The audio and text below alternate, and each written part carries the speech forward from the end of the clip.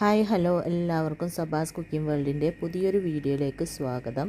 ഇന്ന് നല്ലൊരു സ്നാക്ക് റെസിപ്പിയുമായിട്ടാണ് ഞാൻ വന്നിട്ടുള്ളത്.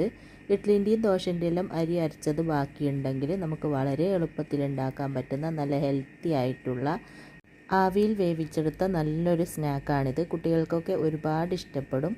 സ്കൂൾ വിട്ടു വരുന്ന മക്കൾക്കൊക്കെ ഉണ്ടാക്കി കൊടുക്കാൻ പറ്റിയ നല്ലൊരു സ്നാക്ക് കൂടിയാണ്. അപ്പോൾ നമുക്ക് വേഗം തന്നെ എങ്ങനെയാണ് ഇത് ഉണ്ടാക്കുന്നതെന്ന് നോക്കാം. അതിനു മുമ്പായിട്ട് ആരെങ്കിലും സബ്സ്ക്രൈബ് ചെയ്യാതെ ചാനൽ കാണുന്നുണ്ടെങ്കിൽ പ്ലീസ് ഒന്ന് സബ്സ്ക്രൈബ് ചെയ്ത് സപ്പോർട്ട് ചെയ്യണേ. അതിനുശേഷം തൊട്ടടുത്ത് കാണുന്ന ആ ഒരു കുഞ്ഞു ബെല്ലൈക്കണും കൂടെ മറക്കാതെ ക്ലിക്ക് ചെയ്ത് കഴിഞ്ഞാൽ ഞാൻ അപ്ലോഡ് ചെയ്യുന്ന പുതിയ പുതിയ വീഡിയോസൊക്കെ ഉടൻ തന്നെ നിങ്ങൾക്ക് നോട്ടിഫിക്കേഷൻസ് ആയിട്ട് കിട്ടും. അപ്പോൾ നമുക്ക് വേഗം തന്നെ വീഡിയോയിലേക്ക് പോവാം. അപ്പോൾ ഈ ഒരു സ്നാക്ക് റെഡിയാക്കാൻ വേണ്ടിയിട്ട് ആദ്യം തന്നെ നമുക്കൊരു ഫില്ലിങ് റെഡിയാക്കണം. അതിന് വേണ്ടിയിട്ട് ഇതുപോലെ ഒരു പാൻ അടുപ്പിൽ വെച്ചിട്ട് നന്നായിട്ടൊന്ന് ചൂടായി വരുമ്പോൾ 2 ടീസ്പൂണോളം ഗീ ഒഴിച്ച് കൊടുക്കാം. ഗീ ഒന്ന് ചൂടായി തുടങ്ങുമ്പോൾ ഇതിലേക്ക് കുറച്ച് അണ്ടിപ്പരിപ്പ് ഇട്ട് കൊടുക്കാം. അണ്ടിപ്പരിപ്പൊക്കെ നിങ്ങൾക്ക് ഇഷ്ടത്തിനനുസരിച്ചിട്ട് എടുക്കാം. എന്നിട്ട് ഈ ഒരു മീഡിയം ഫ്ലെയിമിൽ വെച്ചിട്ട് നന്നായിട്ടൊന്ന് മിക്സ് ചെയ്തിട്ട് അണ്ടിപ്പരിപ്പ് ചെറുതായിട്ടൊന്ന് മൂത്ത് വരുമ്പോൾ ഇതിലേക്ക് കുറച്ച് മുന്തിരി കൂടെ ഇട്ട് കൊടുക്കുക. എന്നിട്ട് വീണ്ടും ഒന്ന് മിക്സ് ചെയ്ത് മുന്തിരി കൂടെ ചെറുതായിട്ടൊന്ന് മൂപ്പിച്ചെടുക്കുക. മുന്തിരി പെട്ടെന്ന് തന്നെ മൂത്ത് വരും. അങ്ങനെ അണ്ടിപ്പരിപ്പും മുന്തിരിയെല്ലാം ഇതുപോലെ ഒന്ന് മൂത്ത് വന്നിട്ടുണ്ട്. ഇനി ഇതിലേക്ക് ഒരു 3 ടേബിൾ സ്പൂണോളം തേങ്ങ ചിരകിയത് ഇട്ട് കൊടുക്കാം. എന്നിട്ട് വീണ്ടും ഒന്ന് നന്നായിട്ട് മിക്സ് ചെയ്ത് കൊടുക്കുക. ഈ ഒരു മീഡിയം ഫ്ലെയിമിൽ വെച്ചാൽ മതി, കൂട്ടി വെക്കണ്ട, അങ്ങനെ ആകുമ്പോൾ കരിഞ്ഞു പോകും.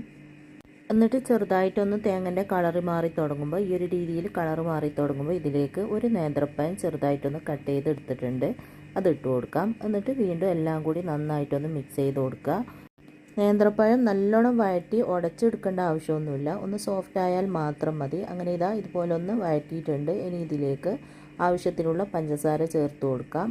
ഞാൻ 1.5 ടേബിൾ സ്പൂണോളം പഞ്ചസാരയാണ് ചേർത്ത് കൊടുക്കുന്നത്. പിന്നെ 1/2 ടീസ്പൂൺ ഏലക്കാപ്പൊടിയും കൂടെ ചേർത്തിട്ട് വീണ്ടും എല്ലാം കൂടി നന്നായിട്ടൊന്ന് വഴറ്റി കൊടുക്കാം.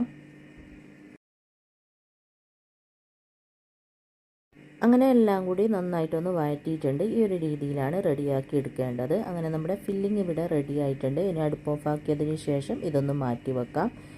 ഇനി ഇതുപോലത്തെ ഒരു സ്റ്റീമറിൽ വെള്ളം വെച്ചിട്ടൊന്ന് ചൂടായി തുടങ്ങിയിട്ടുണ്ട്. അതിലേക്ക് ഇതുപോലത്തെ ബൗൾ വെച്ച് കൊടുക്കാം. വെച്ച് കൊടുക്കുന്ന സമയത്ത് അതിലേക്ക് കുറച്ച് ഗീ സ്പ്രെഡ് ചെയ്തിട്ടുണ്ട്. അപ്പോൾ ഇതുപോലത്തെ 4 ബൗളാണ് ഞാൻ വെച്ച് കൊടുക്കുന്നത്. നിങ്ങളെ കയ്യിൽ ഇങ്ങനത്തെ ബൗളില്ലെങ്കിൽ സ്റ്റീലിൻ്റെ പ്ലേറ്റോ അങ്ങനെ എന്തെങ്കിലും വെച്ച് കൊടുക്കുക. എന്നിട്ട് നമ്മൾ വാട്ടിയെടുത്ത പഴത്തിൻ്റെ മിക്സ് ഉണ്ടല്ലോ, അതിൽ നിന്ന് കുറച്ച് ഇതുപോലെ ഒന്ന് ഇട്ട് കൊടുക്കാം. 2 ടീസ്പൂണോ അല്ലെങ്കിൽ ടേബിൾ സ്പൂണോ നിങ്ങൾക്ക് എത്രയാണോ ഇഷ്ടം അത്ര ഇട്ട് കൊടുക്കുക. അടിയിലായിട്ട് ഇതുപോലെ കുറച്ചിട്ടിട്ട് നന്നായിട്ടൊന്ന് ലെവലാക്കി കൊടുത്തതിന് ശേഷം ഇതിലേക്ക് അരി ഒഴിച്ച് കൊടുക്കാം. അപ്പോൾ ഇത് ഇഡ്ലിൻ്റെ അരിയാണ്. രാവിലെ ഇഡ്ലി ചുട്ടതിൻ്റെ ബാക്കി അരി ഉണ്ടേനു, അതാണ് ഞാൻ എടുത്തിന്. അപ്പോൾ ഇഡ്ലിക്കും ദോശക്കെല്ലാം അരച്ച അരി ബാക്കിയുണ്ടെങ്കിൽ നമുക്ക് വളരെ എളുപ്പത്തിൽ ഉണ്ടാക്കാൻ പറ്റിയ നല്ലൊരു സ്നാക്കാണ് കേട്ടോ ഇത്.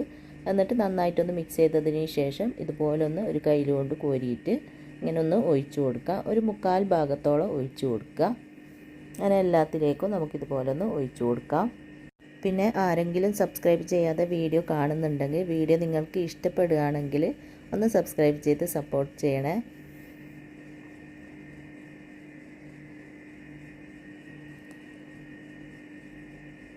അങ്ങനെ 4 ബൗളിലേക്കും ഇതുപോലെ 1/4 ഭാഗത്തോളം ഒഴിച്ചു കൊടുത്തിട്ടുണ്ട്. ഇനി നമുക്ക് വീണ്ടും ഇതിലേക്ക് പഴത്തിൻ്റെ മിക്സ് ഇതുപോലെ ഒന്ന് ഇട്ട് കൊടുക്കാം. ഇങ്ങനത്തെ ബൗളില്ലെങ്കിൽ നിങ്ങൾക്ക് ഇഡ്ഡലി തട്ടിൽ ഇത് ചെയ്യാം. അതുപോലെ തന്നെ സ്റ്റീലിൻ്റെ പ്ലേറ്റെല്ലാം ഉണ്ടാവുമല്ലോ, അതിലെല്ലാം ചെയ്യാം. അങ്ങനെ ചെയ്തിട്ട് കട്ട് ചെയ്തിട്ട് എടുത്താൽ മതി. അങ്ങനെ മുകളിലായിട്ടും ഇതുപോലെ പഴത്തിൻ്റെ മിക്സ് ഇട്ടിട്ടുണ്ട്. ഇനി നമുക്കിത് അടച്ച് വെച്ചിട്ട് സ്റ്റീം ചെയ്തെടുക്കാം. ഒരു 15-20 മിനിറ്റ് കൊണ്ട് ഇത് റെഡിയായി കിട്ടും. അങ്ങനെ സ്റ്റീം ചെയ്യാനായിട്ട് വെച്ചിട്ട് 20 മിനിറ്റ് ആയപ്പോൾ ഞാൻ അടുപ്പ് ഓഫ് ആക്കിയിട്ടുണ്ടേനു. ഇനി ഇതുപോലെ ഒന്ന് മൂടി തുറന്നിട്ടൊന്ന് കുത്തി നോക്കാം വെന്തിട്ടുണ്ടോയെന്ന്. നല്ലതുപോലെ തന്നെ വെന്തിട്ടുണ്ട്. ഇനി ഇതിൽ നിന്ന് എടുത്തിട്ട് ഒരു പ്ലേറ്റിലേക്ക് മാറ്റാം. എന്നിട്ട് അത്യാവശ്യം ചൂടൊക്കെ പോയതിന് ശേഷം സൈഡൊക്കെ ഇതുപോലെ ഒന്ന് വിടിയിച്ച് കൊടുക്കുക. എന്നിട്ട് എടുത്തിട്ട് ഒരു പ്ലേറ്റിലേക്ക് മാറ്റാം. ചൂടോടെ തന്നെ എടുക്കുമ്പോൾ ശരിക്കും അങ്ങ് കിട്ടൂല, അതുകൊണ്ട് അത്യാവശ്യം ചെറുതായിട്ടൊന്ന് ചൂട് പോയതിന് ശേഷം ഇതുപോലെ എടുക്കുക. കാണാൻ തന്നെ നല്ല ഭംഗിയില്ല, അതുപോലെ തന്നെ കഴിക്കാനും നല്ല ടേസ്റ്റാണ് കേട്ടോ. പിന്നെ ഹെൽത്തിയുമാണ്, എണ്ണയിൽ പൊരിച്ചതോ അങ്ങനെയൊന്നുമല്ല. നല്ല ടേസ്റ്റിയോടെ കഴിക്കാൻ പറ്റിയ നല്ലൊരു സ്നാക്കാണിത്. അപ്പോൾ ഞാനിതൊന്ന് കട്ട് ചെയ്ത് കാണിച്ചു തരാം. എല്ലാവരും ഉണ്ടാക്കിയിട്ട് നോക്കുക. ഇഡ്ലിൻ്റെ ദോശൻ്റെ എല്ലാം മാവ് എന്തായാലും എല്ലാവരുടെ ബാക്കി ഉണ്ടാവുമല്ലോ. അപ്പോൾ ഇതുപോലെ ഉണ്ടാക്കി നോക്കുക. എന്നിട്ട് ഇഷ്ടമായ അഭിപ്രായം പറയാൻ, ലൈക്ക് ചെയ്യാനും ഷെയർ ചെയ്യാനൊന്നും മറക്കരുത്. അപ്പോൾ ഇൻഷാ അല്ലാഹ് അടുത്ത നല്ല പുതിയ റെസിപ്പിയുമായിട്ട് നമുക്ക് വീണ്ടും കാണാം.